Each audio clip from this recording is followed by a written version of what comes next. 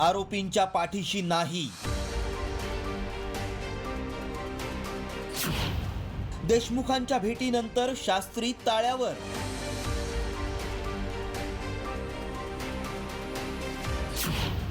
भगवानगड देशमुखांसोबतच उभा। भगवानगडाचे महंत नामदेव शास्त्रींनी सरपंच संतोष देशमुखांच्या मारेकऱ्यांच्या मानसिकतेची काळजी वाहिली आणि त्यांच्यावर टीकेची झोड उठली। पण देशमुख कुटुंबियांनी नामदेव शास्त्रींची भेट घेतली आणि आरोपींविरोधात पुरावे दिले। त्यानंतर मात्र शास्त्री ताळ्यावर आल्याचं चित्र आहे। आपण आरोपींची पाठराखण करणार नसून गड देशमुख कुटुंबियांसोबत असल्याचं शास्त्रींनी म्हटलंय। त्या गुन्हेगारी प्रवृत्तीमध्येच त्यांना आम्ही एक महत्त्वाचा प्रश्न विचारला की बाबा तुम्हाला ह्या गोष्टी सगळ्या माहीत होत्या का गुन्हेगारांच्या? तर ते म्हणले मला माहीत नव्हत्या। म्हणूनच आम्ही आलतो की त्यांनी जे वक्तव्य केलं होतं त्या दिवशी गुन्हेगाराची मानसिकता, त्यावरच आम्ही तिथं पण बोललो। अतिशय चुकीचं आहे म्हणले हे, आणि गुन्हेगाराला जो कोणी पाठराखण करण, गुन्हेगाराचे जे पाठीमागं उभारण, तो खरा जातीवादी असं आम्ही देखील म्हणलो आणि ते देखील म्हणले की पहिल्यापासून भगवान बाबाला मानणारं कुटुंब आहे आणि संतोष अण्णाची शेती मुंडे परिवार करत होता। जातीय सलोखा पहिल्यापासून त्या गावामध्ये होता।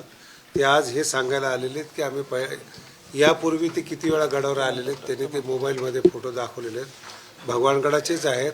भगवानगड त्यांच्या कायम पाठीशी राहील हे माझं आजची ग्वाही आहे आपल्याला। सरपंच संतोष देशमुख हत्या प्रकरणी धनंजय मुंडेंच्या राजीनाम्याची मागणी केली जात असतानाच धनंजय मुंडेंनी भगवानगडावर जाऊन नामदेव शास्त्रींची भेट घेतली।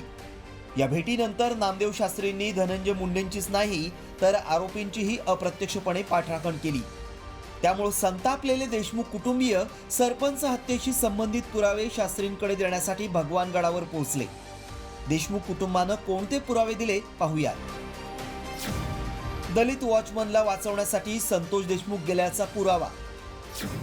देशमुख कुटुंबियांची गुन्हेगारी पार्श्वभूमी नसल्याचं सांगितलं। आरोपींच्या गुन्ह्यांचा पाढाच शास्त्रींपुढे वाचला। मनोहर मुंडे देशमुख कुटुंबियांची जमीन कसत असल्याचं सांगितलं। इतकंच नाही तर न्याय मागण्यासाठी लढणाऱ्यांना जातीयवादी न ठरवण्याची मागणी देखील केली। बीड आणि अहिल्यानगरच्या सीमेवर असलेला भगवानगड शक्तीपीठ म्हणून ओळखला जातो। मात्र याच भगवानगडाच्या गादीवरून महंत नामदेव शास्त्रींनी आरोपींच्या मानसिकतेची चिंता व्यक्त केली होती। मात्र आता देशमुखांच्या भेटीनंतर शास्त्रींचे डोळे उघडलेत। त्यामुळे आता नामदेव शास्त्री धनंजय मुंडेंबाबतच्या भूमिकेवरून यू-टर्न घेणार की धनंजय मुंडेंच्या पाठीशी खंबीरपणे उभे राहणार, याकडेच राज्याचं लक्ष लागलंय। ब्युरो रिपोर्ट, साम टीव्ही न्यूज।